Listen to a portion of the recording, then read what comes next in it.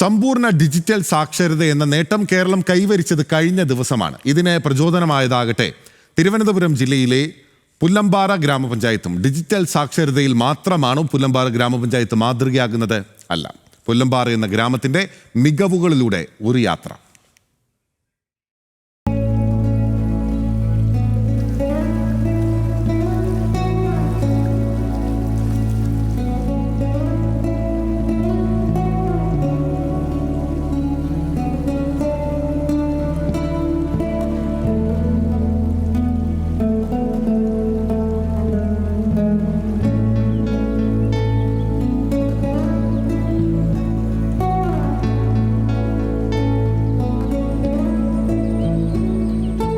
ഇത് വാമനപുരം നദിയോട് ചേർന്ന് കിടക്കുന്ന പുല്ലമ്പാറ ഗ്രാമം.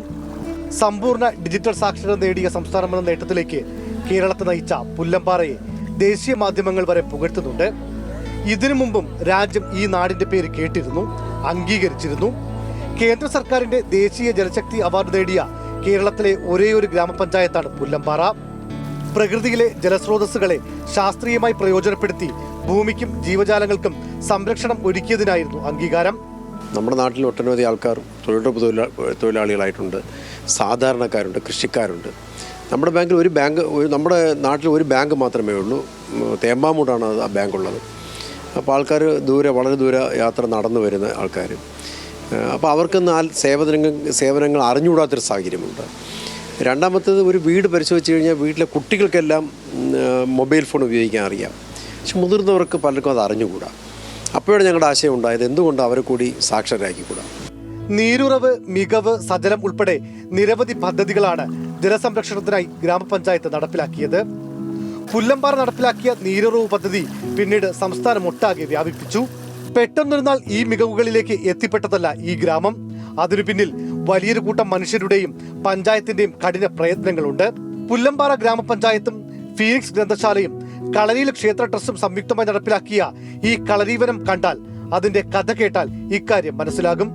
ഒരു 250ഓളം വൃക്ഷത്തൈകൾ ഞങ്ങൾക്ക് നട്ടുപിടിപ്പിക്കാൻ പറ്റിയിട്ടുണ്ട് ഈ പദ്ധതിയുടെ ഭാഗമായി. അതിൻ്റെ ഘട്ടം ഘട്ടമായിട്ടാണ് ചെയ്തത്. അതിൽ ആദ്യഘട്ടം പാലോട് ബൊട്ടാണിക്കൽ ഗാർഡനിൽ നിന്നെടുത്ത അപൂർവങ്ങളായിട്ടുള്ള ചില മരങ്ങൾ വച്ചു പിടിപ്പിക്കലായിരുന്നു.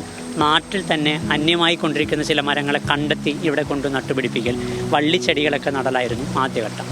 രണ്ടാം ഘട്ടം ഔഷധ ചെടികൾ നട്ടുപിടിപ്പിക്കലാണ്. മൂന്നാം ഘട്ടം പഞ്ചായത്തുമായി ചേർന്ന് ഈ നദീതീരം സംരക്ഷിക്കുന്ന ലക്ഷ്യത്തോടു കൂടി മുളയുടെ തൈകൾ തൊഴിലുറപ്പ് പദ്ധതിയിൽ ഉൾപ്പെടുത്തി, തൊഴിലുറപ്പ് സഹോദരങ്ങളാണ് ആ മുളയുടെ തൈകൾ.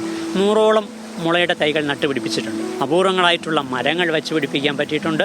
ഔഷധ സസ്യങ്ങളുടെ ഒരു ശേഖരം നട്ടുപിടിപ്പിക്കാൻ പറ്റിയിട്ടുണ്ട്. ശുദ്ധമായൊരു കാലാവസ്ഥയും ശുദ്ധമായൊരു അന്തരീക്ഷവും ഇവിടെ ഉണ്ടാക്കാൻ പറ്റിയിട്ടുണ്ടെന്നുള്ളതാണ് ഈ പദ്ധതിയുടെ പ്രധാനപ്പെട്ട ലക്ഷ്യം. 2018 കുറച്ച് വൃക്ഷത്തൈകൾ വെച്ച് തുടങ്ങിയതാണ് പദ്ധതി. ഇപ്പോൾ അശോകവും നീർമരുതും പുൻചമ്പകവും ഉൾപ്പെടെ 250ഓളം മരങ്ങൾ തഴച്ചു വളരുന്നു. വാമനപുരം നദിക്കരകളിൽ വെച്ചുപിടിപ്പിച്ച മുള്ളന്തൈകൾ വളർന്നതോടെ മണ്ണൊലിപ്പിനും ഏറെക്കുറെ പരിഹാരമായി. വിനോദസഞ്ചാര കേന്ദ്രമല്ലെങ്കിലും കളരീവനം കാണാനും പഠിക്കാനുമായി നിരവധി പേർ വരുന്നുണ്ട്. അങ്ങനെ എത്തിയ തിരുവനന്തപുരം മാർവേൺസ് കോളേജിലെ ജേർണലിസം വിദ്യാർത്ഥികൾക്കും ചിലത് പറയാനുണ്ട്. നല്ല രസമുണ്ട്. കുറേ നാളുകൾക്ക് ശേഷമാണ് ഇങ്ങനെ ഒരു സ്ഥലത്ത് വരാൻ പറ്റിയത്. പിന്നെ പണ്ടത്തെ നമ്മൾ കുട്ടിക്കാലത്തേക്കൊക്കെ പോയൊരു പ്രതീതി. പൊതുവെ ഇങ്ങനെയുള്ള സ്ഥലങ്ങളും ഏറ്റവും കൂടുതൽ ഞാൻ ശ്രദ്ധിച്ചൊരു കാര്യമാണ്, ഇവിടെ പൊല്യൂഷൻ വളരെ കുറവാണ്. ലൈക്ക് ആൾക്കാർ വരുന്നുണ്ടെങ്കിലും പ്രോപ്പറായിട്ട് മെയിൻറ്റെയിൻ ചെയ്ത് പോകുന്നു എന്നുള്ളത് ഒരു എടുത്തു പറയേണ്ട കാര്യമാണ്. മാധ്യമ വിദ്യാർത്ഥികളായതിനാൽ നാട്ടുകാരുടെ പ്രതികരണമൊക്കെ അവർ തന്നെ എടുത്തു. അപ്പൂപ്പന്റെ പേരെന്താ? മണിയണ്ടൻ നായർ. ഇവിടെയാണോ വീട്? മുക്ക് പിരിയുമ്പോൾ അത് കാണുന്ന കെട്ടാണ്. ഇവിടെ കാണാനൊക്കെ ആൾക്കാരൊക്കെ വരും. വരും, ഇതേപോലെ വരും. പിന്നെ പല വൃക്ഷങ്ങളും ഉണ്ട്. ദേവദാരു, അത്തി, പിന്നെ കുന്തിരിക്ക, പതിമുഖം, കുന്തിരിക്കം, രുദ്രാക്ഷം, പദ്രാക്ഷം, ചന്ദനം, ഇങ്ങനെയൊക്കെ പല തൈകളും ഉണ്ട്. 290 മുളം തൈ, പല ജാതി മുളം തൈ ഉൾപ്പെടെ 294 തൈയാണ്. 2 തൈ പട്ടുപോയി, ബാക്കിയുള്ളതുണ്ട്. പിപ്പല്ലി പട്ടുപോയി, ചന്ദനം ഒരുകൂടി പോയി, ബാക്കി 300 ചന്ദനം ഇപ്പോൾ ഉണ്ട്. ഡിജി പുല്ലമ്പാറ എന്ന പേരിട്ട് 15 വാർഡുകളിലായി 3300 പേർക്കാണ് 2022 ഡിജിറ്റൽ സാക്ഷരത നൽകിയത്. അങ്ങനെ ഡിജിറ്റൽ സാക്ഷരത നേടുന്ന ആദ്യ ഗ്രാമപഞ്ചായത്തും പുല്ലമ്പാറയായി. മൊബൈല് ഉപയോഗിക്കാനേ അറിഞ്ഞൂടാത്തവർ ഉണ്ടായിരുന്നു. അവർക്ക് മൊബൈലിൽ കോൾ എടുക്കാനും വിളിക്കാനും ഒക്കെ പറഞ്ഞു കൊടുത്ത്, പിന്നെ അവർക്ക് യൂട്യൂബിൽ പല പാചകങ്ങളും സിനിമയും സീരിയലും ഒക്കെ കാണണമെന്നുള്ളവർക്ക് അതും പറഞ്ഞു കൊടുക്കുമായിരുന്നു. പിന്നെ ഗൂഗിൾ പേ ചെയ്യാൻ വേണ്ടിയും പറഞ്ഞു കൊടുത്തിട്ടുണ്ട്. കുറച്ച് പേർക്കൊക്കെ അറിയാം ഗൂഗിൾ പേ. ബാഗ്മെൻ്റ് ഒന്നും വേണ്ട, ഒരു നമുക്ക് ഓടിപ്പോയി കടയിൽ കാട്ടി കൊടുക്കുക, നമുക്ക് 50 അല്ലെങ്കിൽ 20 നമുക്ക് അവർക്ക് അയച്ചു കൊടുക്കും. മണ്ണിനെയും പ്രകൃതിയെയും സംരക്ഷിക്കുന്ന പദ്ധതികൾ മാത്രമല്ല, ആധുനിക കാലത്ത് പുതിയ സാങ്കേതിക വിദ്യകൾ കൂടി പഠിച്ച് മറ്റുള്ളവരെ പഠിപ്പിച്ച് ഒരു നാട് ഒറ്റക്കെട്ടായി ഒന്നിച്ച് മുന്നേറുന്ന കാഴ്ചയാണ് തിരുവനന്തപുരം പുല്ലമ്പാറ ഗ്രാമപഞ്ചായത്തിന് പറയാനുള്ളത്. വികേന്ദ്രീകൃത ഭരണ സംവിധാനത്തിന് ഒരു ഉദാത്ത മാതൃകയാണ് ഈ പഞ്ചായത്ത്.